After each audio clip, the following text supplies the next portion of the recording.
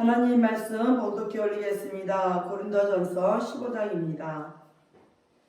고린도전서 15장 42절에서 49절까지 봉독해 올리겠습니다. 죽은 자의 부활도 이와 같으니 썩을 것으로 심고 썩지 아니할 것으로 다시 살며 욕된 것으로 심고 영광스러운 것으로 다시 살며 약한 것으로 심고 강한 것으로 다시 살며 육의 몸으로 심고 신령한 몸으로 다시 사나니 육의 몸이 있은즉 또 신령한 몸이 있느니라. 기록된 바 첫사람 아담은 산 영이 되었다 함과 같이 마지막 아담은 살려주는 영이 되었나니 그러나 먼저는 신령한 자가 아니요 육 있는 자요 그 다음에 신령한 자니라. 첫사람은 땅에서 났으니 흙에 속한 자이거니와 둘째 사람은 하늘에서 나셨느니라. 무릇 흙에 속한 자는 저 흙에 속한 자들과 같고 무릇 하늘에 속한 자는 저 하늘에 속한 자들과 같으니 우리가 흙에 속한 자의 형상을 입은 것 같이 또한 하늘에 속한 자의 형상을 입으리라. 아멘. 기도합니다. 할렐루야. 아버지 하나님 감사합니다. 오늘도 함께하여 주옵소서. 종이 부족하고 연약하고 입술이 우둔합니다. 그럴지라도 오늘 종의 입술을 들어 사용하여 주옵시고 종의 입술로 선포되는 모든 말씀이 저희에게는 하나님의 말씀으로 들려지게 하옵소서. 사람의 말, 종이 말이 되지 않게 하여 주옵소서. 오늘도 깨닫는 은혜 주실 줄 믿사오며 우리 주 예수 그리스도의 이름으로 감사하며 기도합니다. 아멘. 오직 예수님밖에 없습니다. 우리를 구원하실 분도 예수님 한 분밖에 없습니다. 주 예수의 평강이 여러분에게 임할지어다. 아멘. 베드리 신앙 고백합니다. 예수님 당신은 그리스도시요 살아계신 하나님 아들이십니다. 예수님 당신은 나의 구세주 나의 전부이십니다.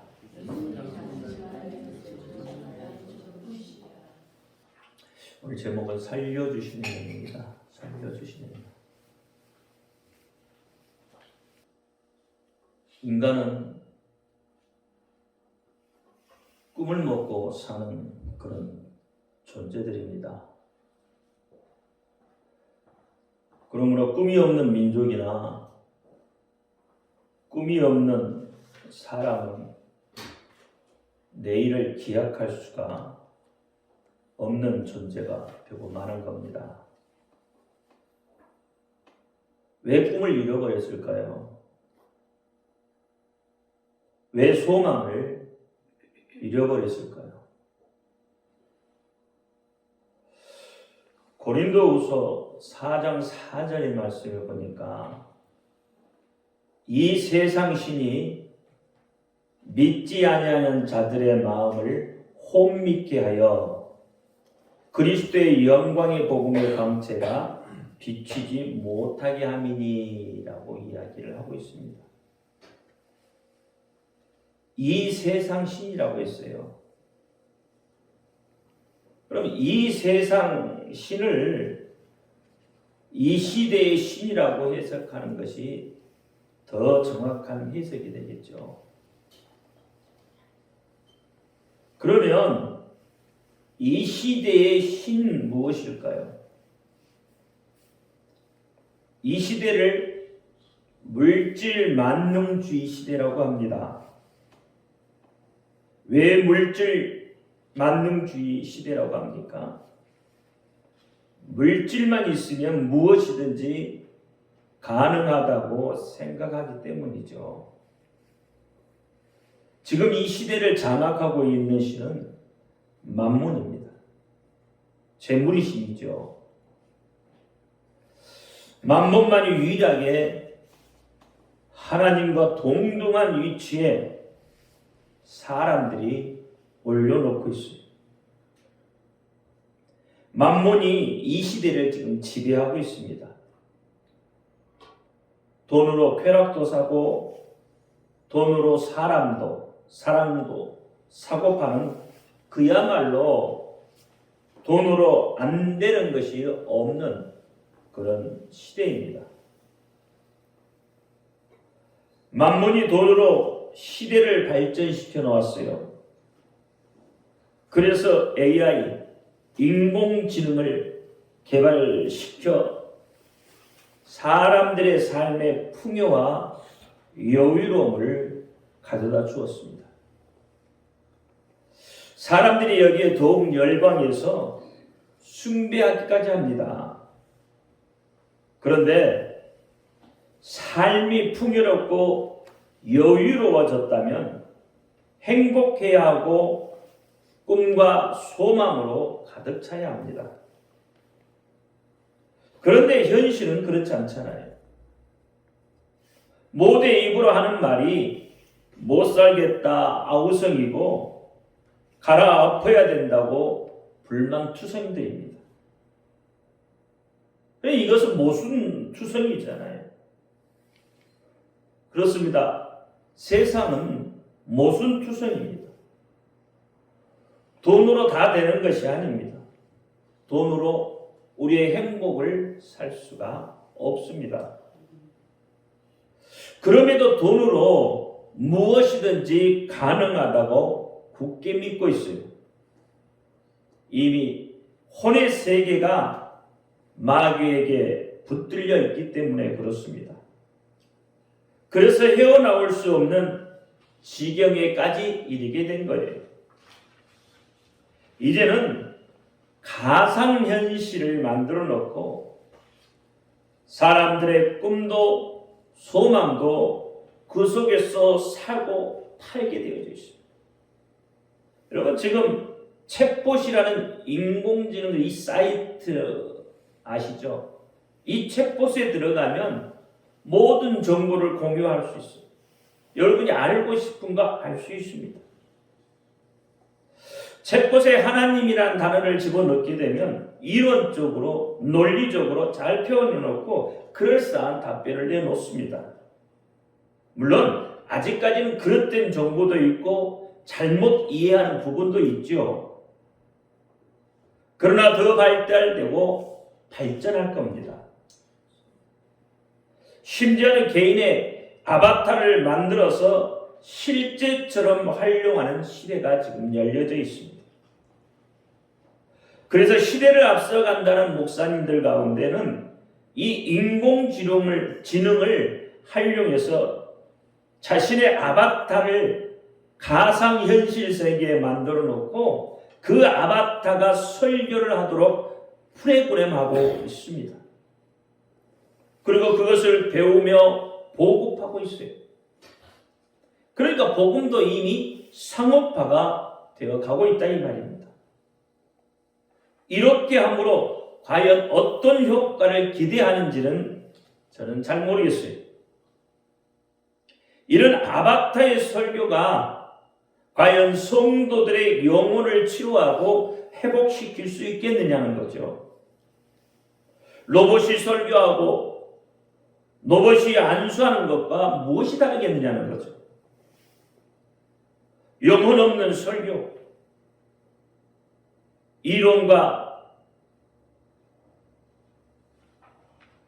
논리적으로 표현하는 설교, 과연 이런 것이 우리의 영혼을 살릴 수 있겠느냐는 거죠. 과연 하나님 보시기에 합당한 것인가라는 의구심이 들 수밖에 없습니다. 교회가 시대를 주도해 가야 한다고 많은 목사님들이 주장을 합니다. 그러나 저는 그렇게 생각하지 않아요. 교회는 시대를 주도해 나가는 것이 아니라 그 시대의 어려움을 개화시키는 데 있습니다. 그 개화의 사명을 가지고 그 시대를 깨우며 그 시대의 암울한 그 시대의 죄악을 복음으로 예수의 이름으로 정화시켜 나가는 것이 바로 교회의 역할이라고 보는 거예요.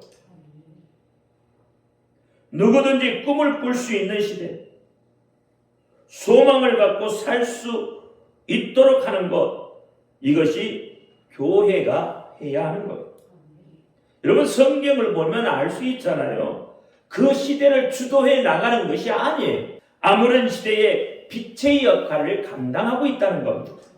그래서 예수님께서 이렇게 말씀해요. 마태복음 5장 이하의 산상수훈을 말씀하시면서 너희는 세상의 소금이니 너희는 세상의 빛이라고 말씀을 하고 있다 이 말이에요. 그러면서 마태복음 5장 16절에 이같이 너희의 빛을 사람 앞에 비추게 하고 저희로 저희의 착한 행실을 보고 하늘에 계신 너희 아버지께 영광을 돌리게 하라 그랬어요. 빛이란 소금이라는 거예요. 이 말씀은 공고의 말씀이 아니에요. 이 말씀은 명령형으로 쓰여져 있습니다. 그러니까 교회가 정치를 해서 얼마나 많은 사람들을 계도할 수 있겠느냐는 거예요. 목사님들이, 신부들이 정권 타도를 외치면서 데모해서 얼마나 세상을 바꾸어 갈 수 있겠습니까?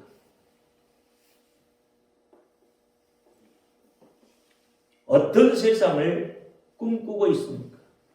이렇게 해서 이 땅의 유토피아가 과연 이루어지겠습니까? 하나님이 기뻐하시는 세상이 되겠습니까? 물론 세상 일에 전혀 나 몰라라는 것 또한 바른 것은 아니죠. 그래서 복음, 예수의 이름, 그 생명을 전함으로 이 땅에 하나님 나라가 세워지기를 기도하고 찬양하며 감사함으로 나가는 것이 주의 종이 할 일이고 성도들이 해야 할 일이다. 세상 임금이 존재하는 한은 이 땅에 유토피아는 없는 것입니다. 코로나 이후 가장 많이 변한 것 중에 하나를 꼽으라면 여러분 줌을 통해서 서로 소통하는 것이 되겠죠. 만나지 않고 얼굴 보지 않아도 얼마든지 소통이 가능하다는 장점을 가지고 있어요. 그런데 세상은 더 삭막해져 가고 사랑이 식어져 가고 있다는 거죠. 마태복음 24장 12절에 불법이 성함으로 많은 사람의 사랑이 식어져 간다 그랬어요. 사랑은 없고 관계만 있을 뿐입니다. 이것이 더 발달된 것이 좀 전에 말씀드린 대로 가상현실의 세계, 아바타라고 할 수 있는 것이죠. 사실 이런 것들이 지금의 시대를 대변하고 이 시대를 주도해 가는 것이 아니겠습니까? 우리는 비록 이런 시대에 조금 뒤처져 갈지라도 그것들의 지배는 받지 말아야 합니다. 우리 영혼을 살려주시는 영이신 예수님을 만나야 하는 것입니다. 마태복음 10장 28절에 몸은 죽여도 영혼은 능히 죽이지 못하는 자들을 두려워하지 말고 오직 몸과 영혼을 능히 지옥에 멸하시는 자를 두려워하라 이렇게 말합니다. 여러분, 다음 시대는 더욱 발달된 인공지능의 시대가 열리겠지요. 그럼 인간들의 설 자리가 없어질 것은 자명한 현실이 됩니다. 그럼 더 많은 사람들이 꿈을 잃어버리고 소망을 잃어버린 채 세상을 원망하며 살아가게 되겠죠. 지금도 꿈과 소망을 잃어버린 채 집안에만 있는 청년들의 수가 50만이 넘는다는 통계가 나와 있습니다. 우리나라 경우에 이들이 왜 그렇습니까? 이 세상 신이 믿지 아니하는 자들의 마음을 혼미케 하기 때문이라고 성경이 말하고 있다는 말이에요. 여러분, 혼미케 한다는 말은 그가 눈을 멀게 하였다는 거예요. 마음의 눈, 즉 영적인 눈을 멀게 하였다는 의미를 담고 있다는 말입니다. 그가 누구겠습니까? 본문 말씀대로 하면 세상 신이죠. 그럼 세상 신이 누굽니까? 공중 권세 잡은 자이죠. 공중 권세 잡은 자는 누구예요? 세상 임금입니다. 그럼 세상 임금은 누굽니까? 마귀. 마귀가 사람의 혼을 잡아 버렸기 때문에 분별할 수도 없고 꿈을 꿀 수도 소망을 가질 수도 없게 되었다 이 말입니다. 이 시대에 이런 시대의 대안이라면 진리의 영이신 예수 그리스도밖에 없습니다. 살려주시는 영이신 예수밖에 없다 이 말입니다. 꿈도 없고 소망도 없이 정말 죽은 것 같은 그 영혼에 생명을 주시는 살려주시는 영이신 예수밖에 대안이 없습니다. 살려주시는 영이신 예수님을 만나야 꿈을 꿀 수 있고 소망을 가질 수 있다 이 말입니다. 예수님을 만난 사람은 그리스도인이라고 해요. 그리스도인은 오늘의 어려움을 믿음으로 이겨내고 내일을 꿈꾸며 미래를 소망하며 사는 사람들이에요. 그게 그리스도인입니다. 그럼 여러분이 지금 그리스도인이라면 오늘의 어려움을 이겨내고 있습니까?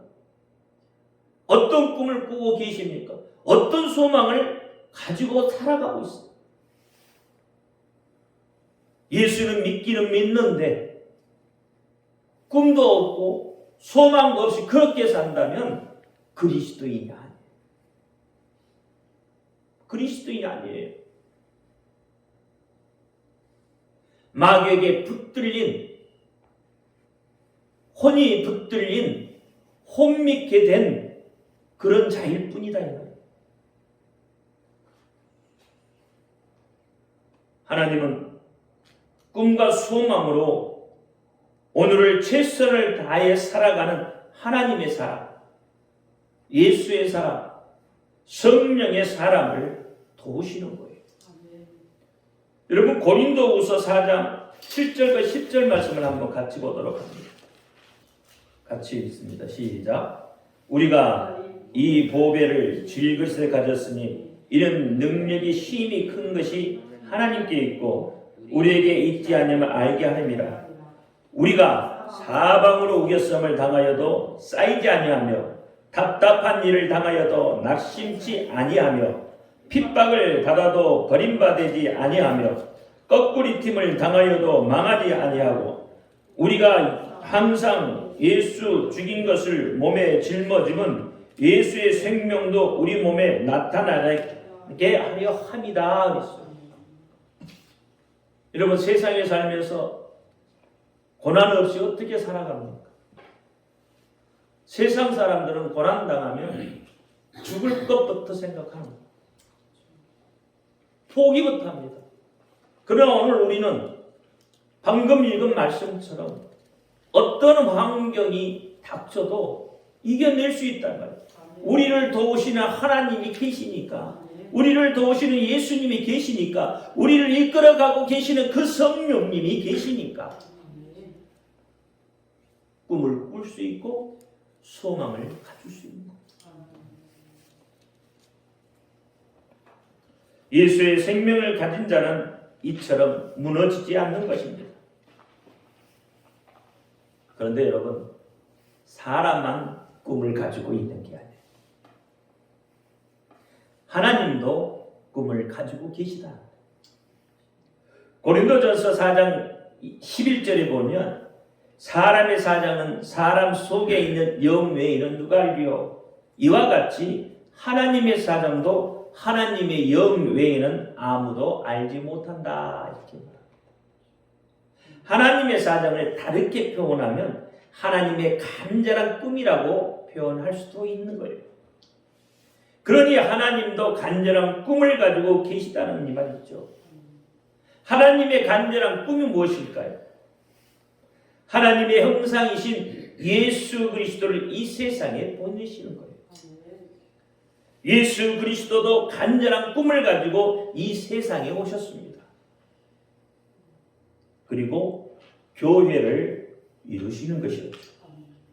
좀 더 구체적으로 말씀드리면 인간을 죄에서 죽음에서 용서하시고 구원하시고 그 생명을 주셔서 행복하게 영생을 누리며 살게 하는 것이에요. 그리고 사단을 심판하는 것이요, 보혜사 성령을 우리에게 보내주시는 것이 예수님의 간절한 꿈입니다. 보혜사 성령님도 간절한 꿈을 가지고 계셔요. 그 꿈은 예수 그리스도를 증거하는 일입니다.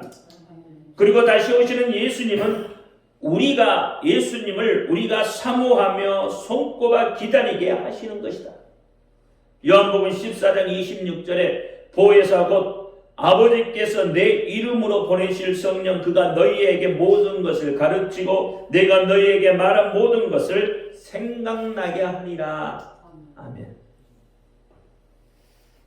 예수 그리스도는 하나님의 간절한 꿈을 따라서 이 세상에 사람으로 오셨습니다.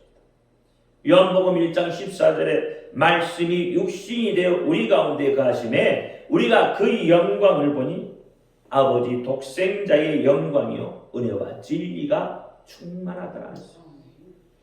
말씀이 육신이 되어 우리 가운데 거하시네.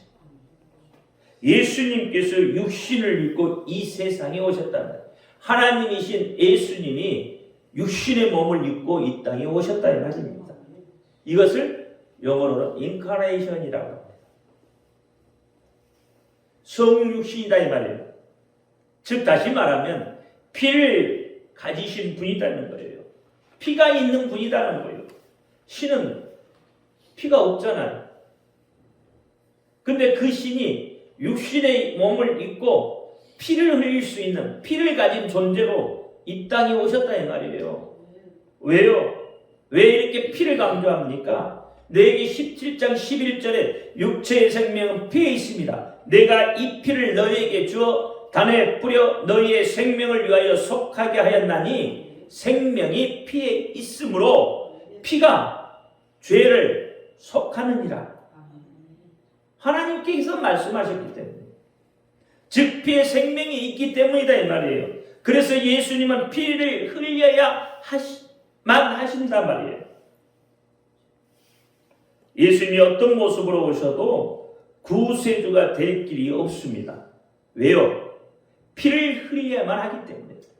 피를 흘리지 않으면 안 돼요. 그것이 대속이다 이 말이에요. 예수님은 피를 흘려야 되는 분으로 오셔야 하므로 예수님은 영원 전부터 사람이셨습니다. 사람으로 이 땅에 오신 것이다 이 말이에요. 여러분 이 말이 좀 어렵지요? 우리가 사람인 줄 알지만 우리는 사람이 아니라 예수님의 그 껍데기를 입고 있다 이 말이에요. 진짜 사람인 예수가 오셔야 우리가 비로소 사람의 역할을 감당하는 거예요. 비로소 인격을 가진 존재가 된다 이 말이에요. 예수님이 없으면 인격이 없어요. 그러니까 동물과 짐승과 똑같이 행동하는 거예요. 여러분 사건 사고들 보세요. 그들의 삶이 정말로 사람으로서 할 도리인가요? 인격을 갖추지 못했기 때문에 그렇게 되는 거란 말이에요. 그러니까 그들은 껍데기만 입었을 뿐 사람이 아니에요. 짐승과 다를 거 없잖아요. 진짜 사람이신 예수 그리스도가 내 속에 들어옴으로 인해서 내가 진짜 사람, 인격을 가진 사람이 된다 이 말입니다. 예수님이 죄를 담당하시자 인간의 죄 때문에 피를 흘려 죽으셨고, 그러나 예수님 자신은 죄가 없으신 분이기에 그분의 신성을 그대로 부활하셔서 우리의 구세주가 되시고, 예수님이 죽으신 것은 바로 인자가 죽으신 것이고, 예수님이 부활하신 것은 예수님이 하나님이시기 때문에, 죄 없는 분이시기 때문에 부활하신 것이다.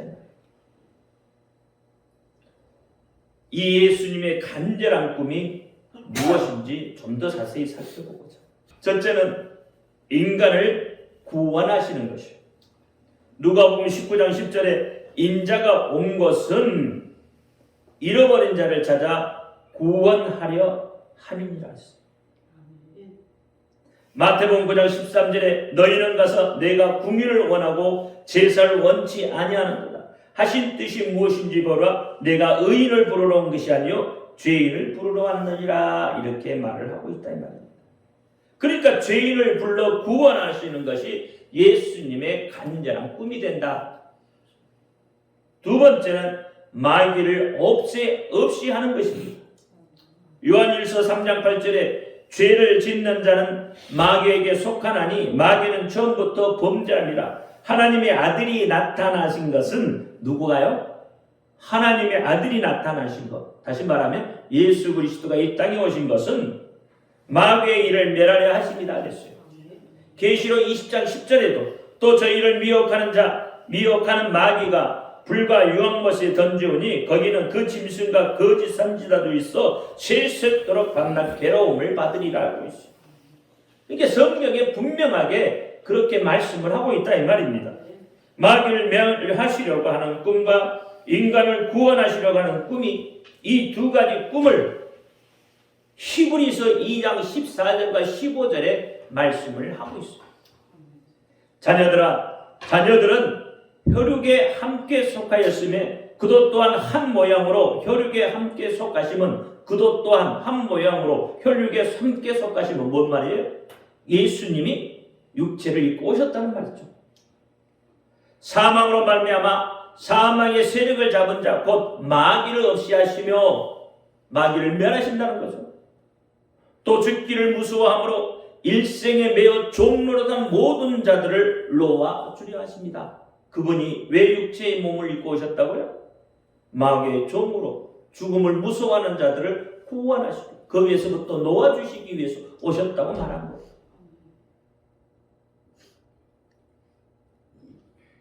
그러니까 예수님 또한 한 모양으로 혈육에 함께 속하시면 이 말씀은 예수님도 또한 한 모양으로 말씀이 육신이 되어 우리 가운데 거하셨다 이 말입니다. 요한복음 1장 14절에 인간을 죽음으로부터 풀어놓아 주시는 것이 예수님의 첫 번째 꿈입니다. 그러므로 예수님은 마귀를 없이 하시고 인간을 죽음으로부터 구원하시는 이 두 가지의 간절한 꿈을 확실히 이루어 주신 거예요. 그래서 하나님께서 성경을 통해서 예수님을 통해서 이렇게 확실하게 해 놓으셨다 이 말이에요. 그러니까 예수를 믿지 않는 사람은 할 수 없이 마귀와 더불어 함께 갈 수밖에 없는 것이다. 바로 그 길이 정해져 있다. 어디에? 불과 유황못에 지옥에. 그 말이에요. 그렇게 계시록 20장 15절에 뭐라고 그랬어요? 누구든지 생명책에 기록되지 못하는 자는 불못에 던진다 그랬어요. 인간은 에덴 동산에서 처음 죄를 지었어요. 그러므로 에덴에서 쫓겨날 때 죄를 가지고 나온 거예요. 에덴에서 나온 모든 인간이 어디까지 가야 하죠? 예수 그리스도의 십자가까지 걸어가야 하는 거예요. 예수님의 십자가까지 와서 죄를 전부 내려놓고 예수님의 피로 죄를 전부 씻어야 되는 거예요. 죄를 전부 처리해야 한단 말입니다. 그 다음에 의롭다는 인정을 받으면서 하나님께로 돌아가는 거예요. 이것이 인간의 길입니다. 그리고 이것이 우리를 향하신 하나님의 간절한 꿈이 되고 예수 그리스도의 간절한 꿈이 되는 거예요.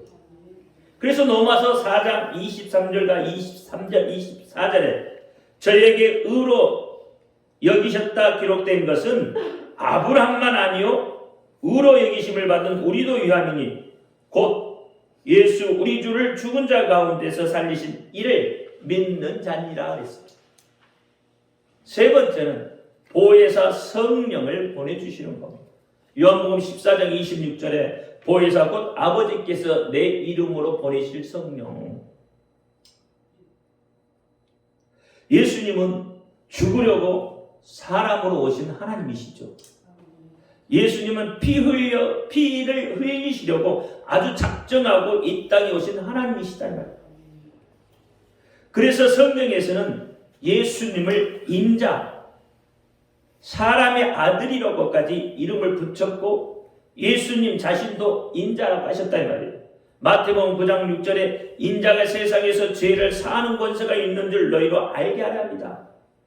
16절 27절에 인자가 아버지의 영광으로 그 천사들과 함께 오리니 그때 각 사람의 행한 대로 갚으리라 했어요. 그러니까 이 인자라는 말을 성경 전체에서 몇 번을 사용하고 있냐면 407번을 사용하고 있어요. 구약에서 313번 사용하고 있어요. 시편에 128번. 이것을 신약에 와서는 94번을 사용하고 있습니다. 사복음서는 죽은 누구 말이죠? 예수님의 말씀이죠. 그러니까 이 사복음서에만 85번을 이야기하고 있다 이 말이에요. 그러므로 예수님은 사람들이 볼 수 있는 존재로 오신 거예요. 누구든지 마음만 먹으면 예수님을 잡을 수 있잖아요. 여러분 혈류병 앓는 여인이 어떻게 예수님 손 대잖아요. 잡잖아요. 예수님 옷자락도 잡잖아요. 그러니까 바리새인 사두개인 이들이 다 모여 예수님을 잡아다가 채찍으로 때릴 수도 있었고 십자가에서 피 흘려 죽기까지 한 것이죠. 물론 예수님의 죽음은 하나님의 의도로 이루어지셨지만 예수님은 하나님의 그 의도 때문에 사람으로 오셔서 사람에게 잡히실 수 있는 그 길을 걸어가신 것이다. 예수님은 우리 인간의 죄와 죽음의 문제를 해결하시고 마귀를 멸하시는 일을 다 이루어 놓으시고 하늘로 가신 다음 우리에게 보혜사 성령을 보내주셨어요. 그런데 이 보혜사 성령은 죽으려고 오신 분이 아니라는 거예요. 예수님처럼 죽으려고 오신 분이 아니에요. 이 성령은 그래서 영으로 오셨다 이 말이에요. 여러분 성령을 잡아 감옥에 보내는 사람이 있나요? 성령을 잡아서 채찍질할 수 있는 사람이 있나요? 없습니다. 영이시기 때문에 성령님을 환영하는 자 안에 들어가시기로 작정하고 오신 분이다 이 말이에요. 그래서 성령님이 오셨지만 눈에 보이지 않는 거예요. 성령님은 예수님과 달리 핍박을 하려고 하는 사람 앞에는 보이지도 않고 느껴지지도 않는 것입니다. 성령을 환영하는 사람에게 오셔서 그 사람 안에서 믿음의 삶과 믿음의 주인이 되어주셔서 우리를 인도하시는 분이시다. 그런데 이 보혜사 성령님은 간절한 꿈을 가지고 계시는데 바로 예수 그리스도에 대한 증거예요. 그러니까 성령이 오시는 이유가 뭐라고요? 예수님을 증거하시기 위해서 성령이 오셨다는 거예요. 사도행전 1장 8절에 오직 성령이 너에게 임하시면 너희가 권능을 받고 예루살렘과 유대와 온 유대와 사마리아와 땅끝까지 이르러 내 증인이 되리라 하시니라 그랬어요. 그래서 성령님은 예수님을 증거하기 위해서 우리를 땅끝으로까지 몰고 가시는 분이시다 이 말이에요. 다시 오시는 예수님을 향하여 우리로 하여금 그 길을 걸어가도록 인도하고 계신 분이 이분이 바로 성령님이에요. 그러니까 성령님이 누군지를 바로 아셔야 되는 거예요. 이러면 여러분 이단의 교주들이 자기가 하나님이라고 하는 그 새빨간 거짓말이 증명되잖아요. 그들의 입으로 뭘 해요? 그들의 입으로 예수님을 증거하나요? 자기가 성령이라고 하면서 예수님을 증거하고 있느냐 말이에요. 예수님을 옹호하고 있느냐 말이에요. 아니잖아요. 다 자신들의 이익을 위해서 자신들의 추종자를 만들어낼 뿐이잖아요. 그러니 이들이 거짓 선지자들이다 이 말이죠.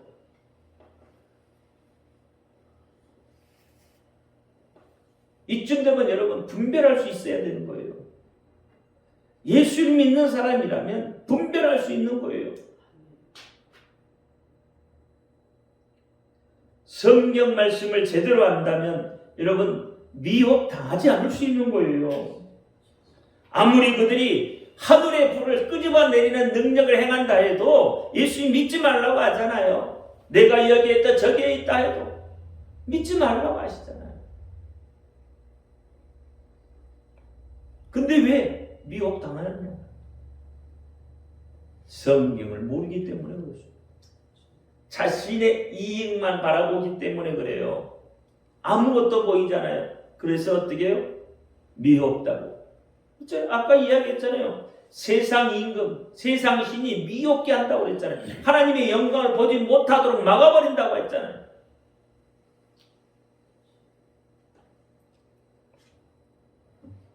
분별할 수 있어야 됩니다. 예수님이 이 땅에 오셨을 때 인간을 구원하시고 살리시는 일을 하셨지만 사단을 심판하셔서 사단의 무장을 해제하신 것, 그리고 사단이 자기의 종인 인간을 내어놓을 수밖에 없도록 하나님께서 만들어 놓으신 거예요.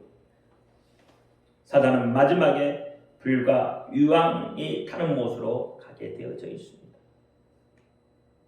어느 편에 설 것인가? 중요한 거죠. 정말 우리가 살 길은 이 길밖에 없습니다. 우리가 하나님을 따르지 아니하면, 예수님을 믿지 아니하면 사단과 더불어서 정말 가면 안 되는 끔찍한 곳으로 갈 수밖에 없다는 것. 이것이 믿어져야 돼요. 이것은 한 사람도 피해갈 길이 없다는 것이 하나님께서 우리에게 들려주시는 말씀인 거예요. 그래서 우리는 살려주시는 영이신 예수님을 만나야 합니다. 예수님을 통해서 새로운 생명을 얻고 하나님의 의도대로 예수의 그 이름을 부르며 증거하며 증인되는 삶을 살되 기뻐하고 즐거움으로 살아가는 것이죠. 여러분, 그렇게 되기를 예수의 이름으로 축원드립니다. 다 같이 기도합니다. 할렐루야. 아버지 하나님 감사합니다. 죽을 수밖에 없던 우리들을 위해서 하나님이신 예수님이 사람의 몸을 입고 이 땅에 오셨습니다. 그리고 우리를 살려주시려고 이 땅에 사람들로부터 핍박을 당하시고 조롱을 당하시고 십자가에 죽기까지 하셨습니다. 그래도 하나님은 당신의 그 꿈을 이루시기 위해 자신의 모든 것을 내어놓으셨습니다. 이제 우리는 예수 그 이름 안으로 온전히 들어가서 하나님의 그 간절한 꿈을 같이 이루어갈 수 있도록 우리의 삶을 지키시고 도와주옵소서. 우리 주 예수 그리스도 이름으로 감사하며 기도하옵나이다. 아멘.